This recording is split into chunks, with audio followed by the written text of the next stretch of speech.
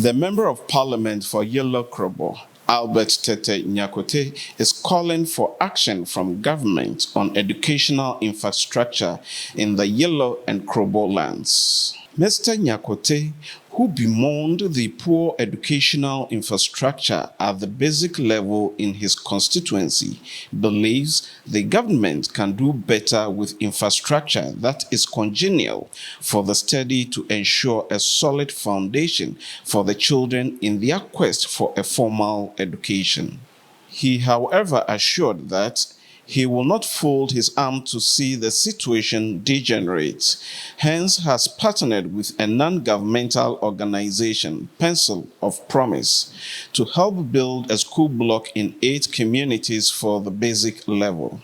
When it comes to education,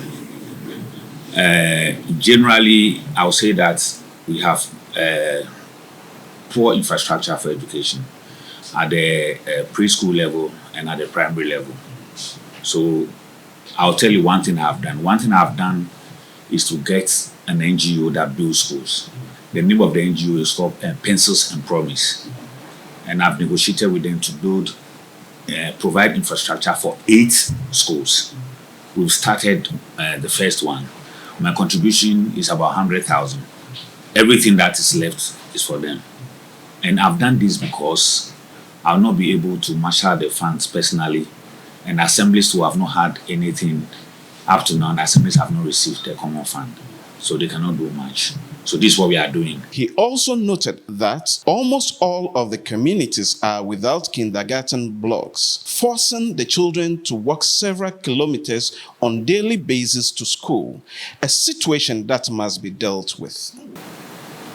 There are a lot of places, communities where we don't have KG blocks. So our kids have to walk several kilometers. There's a community called Swakon that the children have to virtually climb a hill to go to KG in the next community. I've already spoken to the community. I'm working on building a KG block for the community, which is called Sam Lacy. The fact is that this is what I can do. I cannot do so much. I'm appealing to the government to pay attention to the Krobo block. Otherwise, the government is creating a wrong perception.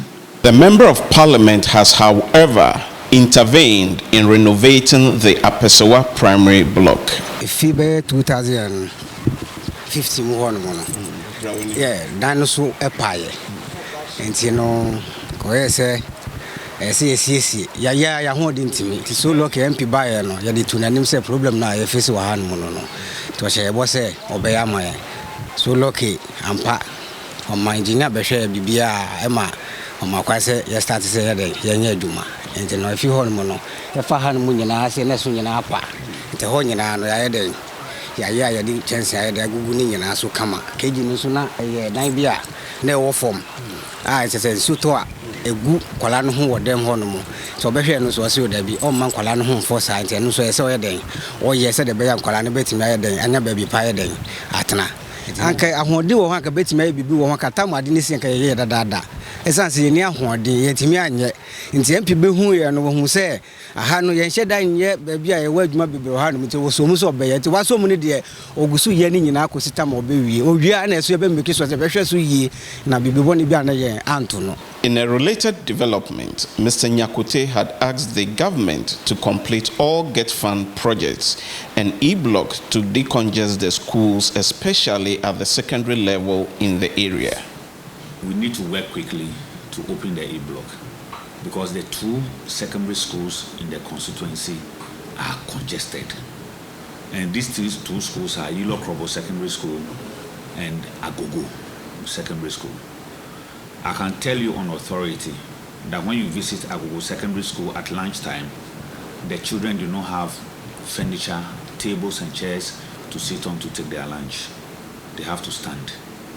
My intervention is providers have started doing something to provide at least 40 dining tables and some chairs for them. If you see also the sleeping conditions, because the place is congested, people have to sleep on balconies. So yes, if we open the E-block, then we can take off some of the load from the 2 schools and allow the children to have more space. If you visit the E-block, weeds and rodents have taken over the school. And it is sad that we have such an infrastructure to help our children develop in a good environment, and we've left it to rot. It is not only the E blocks. We have over 33 Get Fund school projects that have been abandoned since the current government took over. I've sent a question to the Minister of Education to come and respond to this on the floor. A lot of the schools have built, 90% built, have been left in the bush, and rodents have taken over. And even going to the school on your own is not safe. Mr. Emmanuel Okran is one of the community members and spoke on the completed Apesewa E-Block projects. So this school coming to this area, the citizens and then the dwellers over here were optimistic that upon completion, students from in and around Apesewa, Boti, Bosotwi, Nkrakai, Huhunya, I mean all that stretch right away to Otopolu would benefit from this structure. But as you can see, it is completed nice as it is, but it has not been put to use.